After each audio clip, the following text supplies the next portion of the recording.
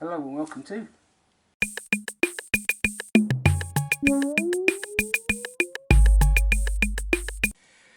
What can I say? Just when you think a week can't get any worse, more worse things happen.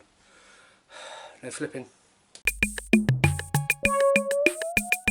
Following what happened in Brussels, there have now been two other terror attacks where innocent people have been taken from us and caught up in the ongoing war on terror, or whatever you would like to think of it as.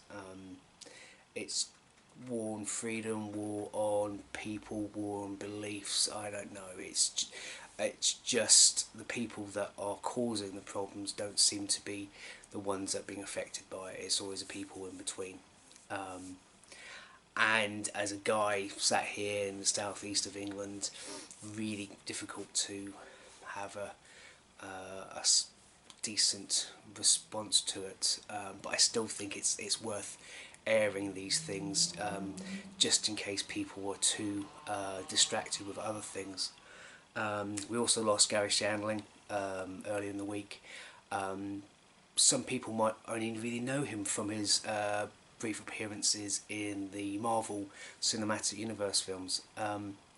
But for me, he will always be Larry Sanders, the fictitious late night show presenter from his TV show from quite a few years ago.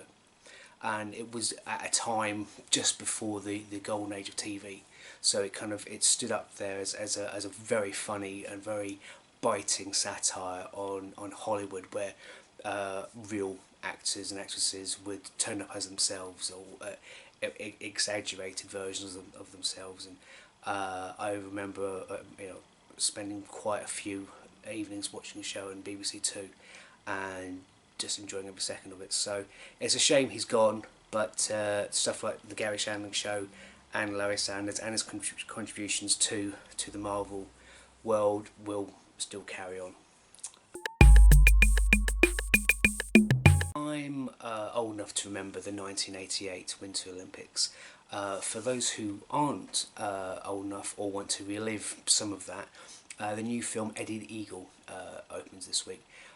It tells the sort of kind of true story of how a plucky young man who spent a year in hospital and was always picked last for sports became an Olympian. Directed by Dexter Fletcher and starring Hugh Jackman and Taron Egerton as Eddie the Eagle. It's a lovely, it's a wonderful love letter to the decade that was the 80s. Where there's a lot to be said about the badness that the 80s gave us. The film is just fun, it's a joy, it's very uplifting. It goes down the usual kind of underdog story that we've seen countless times, and I think it's aware of that. It's not trying to set up anything new or anything kind of against the formula. So much so that Hugh Jackman's character is entirely fictional. But that doesn't make it any less enjoyable. You're just there for the ride. There's all the classic 80s pop songs you can think of. There's a training montage. It's really funny. It's really sweet. I'd say probably kind of, sort of as that kind of full Monty feel to it, where it's so intrinsically British as well. I think. I think it's probably one of those films that's going to be watched by quite a few people just when they just need a bit of a pick-me-up. And based on current events, I think we need these sort of films just to put a smile on our face as someone's hurtling into the snow after nearly breaking their leg. I think that's going to be funny. Anyway, but yes, go see it. I didn't get a chance to review this last week, but out on DVD now is season 1 of a new Danish thriller called Occupied.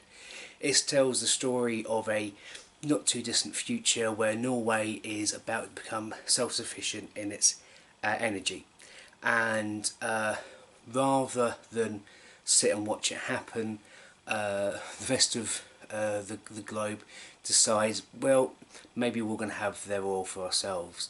So there's a slow takeover of the country from Russia. Um, I really like this show because it's very typical Nordic noir stuff with multiple characters, multiple plot lines going on throughout. At the core of it is the bodyguard of the Prime Minister, and you think it's going to go down the route of 24, where he's going to be like a Jack Bauer, and he kind of is, but in a very Danish way. It's a good watch. So it's occupied. It's season 1 and it's out on a 3-disc DVD now. Okay, that's it for this episode. Thank you for watching. You can follow me on Twitter at MySocialBrain. I've got a Facebook page. There'll be a link to my blog below. I've just put up a Redux review of my Batman and Superman review that I did a couple of days ago. So please give that a look. And until next time, laters.